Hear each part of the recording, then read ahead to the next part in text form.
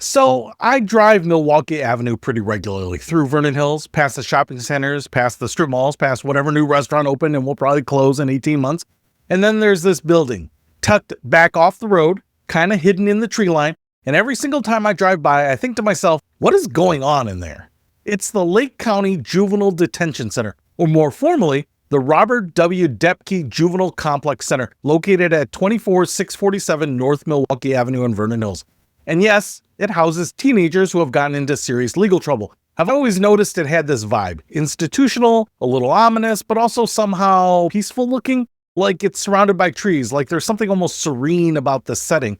And then it immediately hits me, the kids can't leave. So today I'm going to crack that building wide open, figuratively, not literally. Don't anyone show up at my door with the police. Let's start with the basics. What exactly is this place? The Halsey Juvenile Detention Center, that's the actual name of the detention portion, provides temporary secure custody for youth who have been charged with a delinquent act and who have been determined to be a high risk to reoffend or who would likely flee the jurisdiction of the court if released. Only those who meet the strict criteria for detention are admitted. So no, it's not just a catch-all for every kid who shoplifted a bag of Doritos. There's a bar to clear to get in here. Once admitted, youth only remain in detention for the duration of the court process, unless released sooner by the court. When the court process is completed, most youth are released to their parents on probation or to another disposition the court could order, such as long-term residential treatment or the Department of Juvenile Justice, which is state corrections. So this is not a place where kids are serving multi-year sentences. It's primarily a predisposition holding facility. Think of it more like the juvenile equivalent of being held pending trial, rather than serving time. That distinction matters, and we'll come back to that. Now, is this jail? That's the question I kept asking myself every time I drove past, and honestly, it's a nuanced answer. The juvenile justice system differs from the adult system, focusing on rehabilitation and recognizing the development differences in juveniles. It aims to protect both the child and the public and help juveniles become productive adults. Juveniles are detained if they pose a threat, may miss court, or violate court orders. Key differences in terminology include taken into custody instead of arrest, and supervision instead of probation. So even the language is different. In the juvenile justice world, words matter because the whole philosophical premise is different. The system is technically supposed to be about intervention and rehabilitation, not punishment. Whether it actually achieves that is a totally different conversation, and we will get there at some point. Let me tell you a little bit about the facility itself because I went digging and I found some genuinely fascinating stuff. The Halsey Juvenile Detention Center is a 48-bed facility. It contains both a juvenile detention center and a residential treatment facility called the Face It program. 48 beds, that's it. This isn't some sprawling mega prison. It's a relatively small facility, and it actually serves two different populations under one roof. The kids who are detained awaiting court and a separate group in a treatment program. More on that in a minute. The facility accepts youth admissions 24 hours per day. So yes, if a teenager gets picked up at 2 a.m. on a Tuesday, the doors are open and they're getting processed. No waiting until business hours. Kind of like the worst Airbnb imaginable, check-in is always available. Now, here's something I didn't expect. What does a typical day actually look like in there? The facility maintains a consistent daily schedule for youth that includes time blocks for school, daily access to the gym, free time, groups. That's more structure than some summer camps I've been to, and definitely more structure than my own day, for sure. Teachers on site communicate with the schools that each student comes from and maintains their education while they are in the detention center. So the goal, at least on paper, is that your academic life doesn't completely derail just because you're being detained. The school connection is maintained. And there are incentives. A token economy exists. Youth earn points throughout the day, which determine one of 3 daily behavior levels, referred to as A group, B group, and C group. Youth have access to different privileges based on their level. Good behavior is rewarded with additional phone calls or visits, staying up later at night, and keeping books in the room overnight. Think about that for a second. Keeping books in your room overnight is a privilege, a reward. That's the kind of sentence that really puts institutional life into perspective. Phone calls home? Phones are available for calling parents or guardians once a week, with the ability to earn additional calls.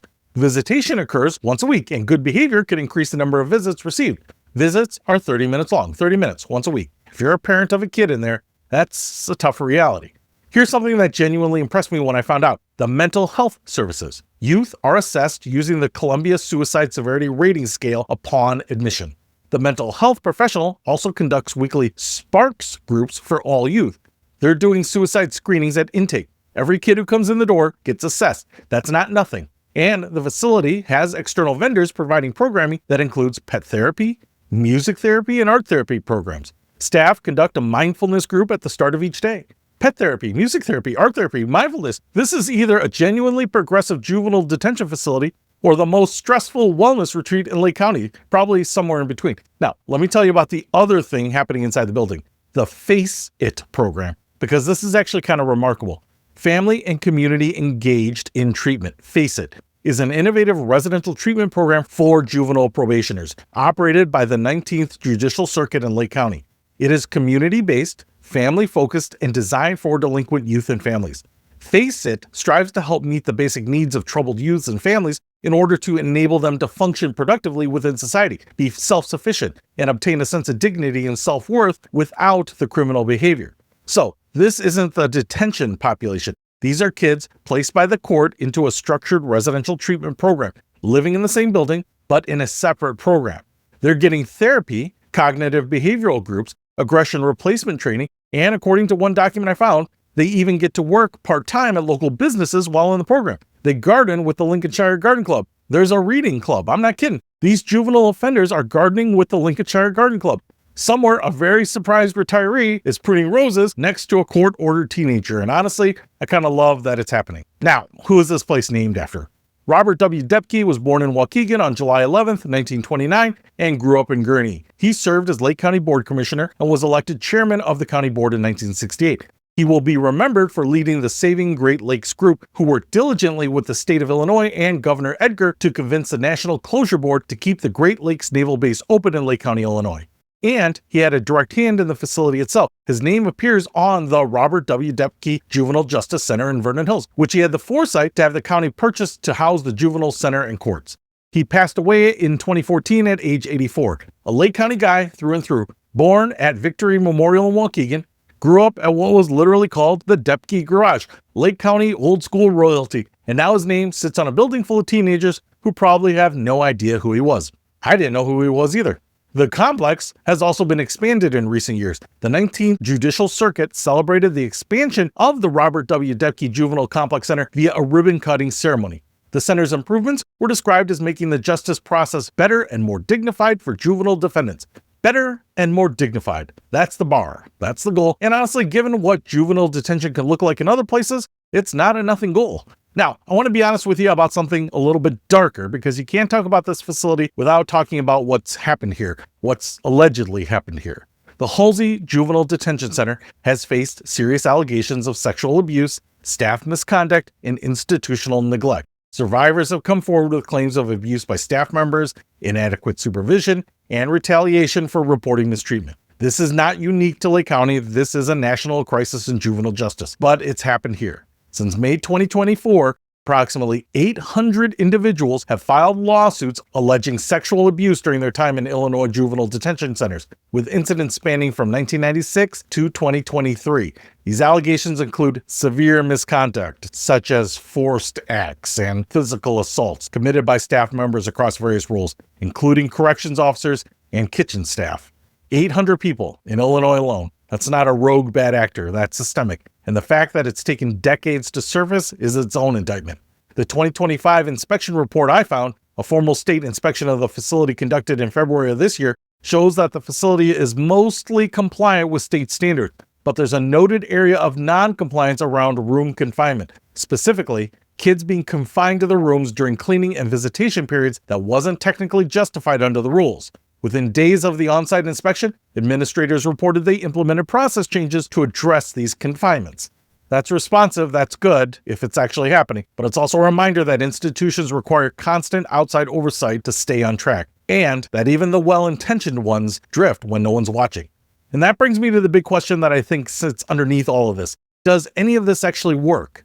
The national data on juvenile detention is pretty uncomfortable. Rearrest rates within 2 to 3 years range from 70 to 80%. Let that sink in. 7 out of 10 kids who go through the juvenile justice system get rearrested within 2 or 3 years. That is not a success rate that anyone should be proud of.